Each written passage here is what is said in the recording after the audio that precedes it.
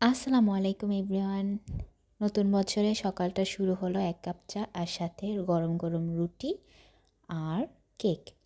আমি গতকালকে রাত্রবেলাতে কাকার বাসাতে চলে এসেছিলাম, আর আজকে সকালবেলা উঠে কাকা গরম গরম রুটি আর গরম কেক নিয়ে এসেছে।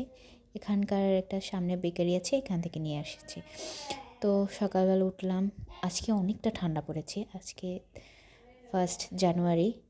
তো এই যে সকালবেলা উঠলাম, আর এই যে পিচ্চিটা দেখতে পাচ্ছেন, ও আমার ভাই, চাচাতো ভাই। সবার চাচাতো ভাই থাকে অনেক বড় বড়, আর আমার চাচাতো ভাই আমার থেকে অনেক বেশি ছোট, তাই কোনো ভয় নেই, নো টেনশন।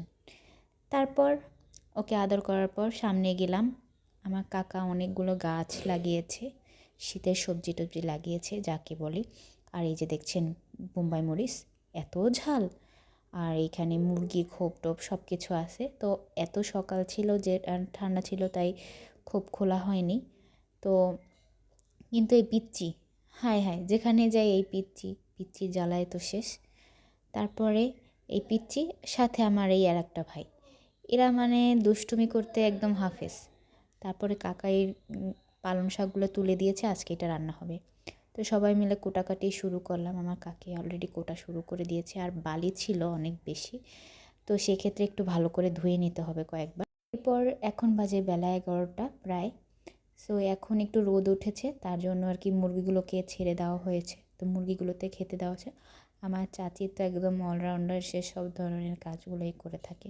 তার মুরগিগুলো দেখে অনেক ভালো লাগছিল। গত বছর আমি তার খোপের তার পালা আর কি মুরগি অনেকগুলো খেয়েছিলাম। যেহেতু দেশি মুরগি, নিজেদের পালা, তো অনেক টেস্টিও হয়। তো এই ক্ষেত্রেও আবার এই যে দেখতে পাচ্ছেন, এই যে পিচ্চি, এই পিচ্চিরি নিয়ে কাজ করা যে কত কষ্ট।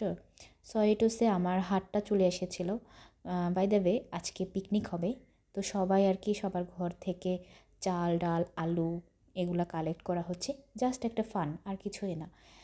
তারপরে এই আবার দুষ্টু বাচ্চাটা চলে আসলো, ওকে নিয়ে আবার ভিতরে চলে গেলাম। আর এই যে কলার মুচি, আপনারা হয়তো ওই কলার মুচি আগেও খেয়েছেন, অনেকেই হয়তো এই ভিতরের অংশটা খেয়ে থাকেন। এটা অনেক কচি থাকে, যার কারণে এটা কাঁচাই খাওয়া যায়, ডাজেন্ট ম্যাটার। তো এটা খুলে খুলে আমরা খাচ্ছিলাম। তো আজকের মতো দিনটা এখানেই শেষ করলাম। আবার ইনশাল্লাহ দেখা হবে। আল্লাহ হাফেজ।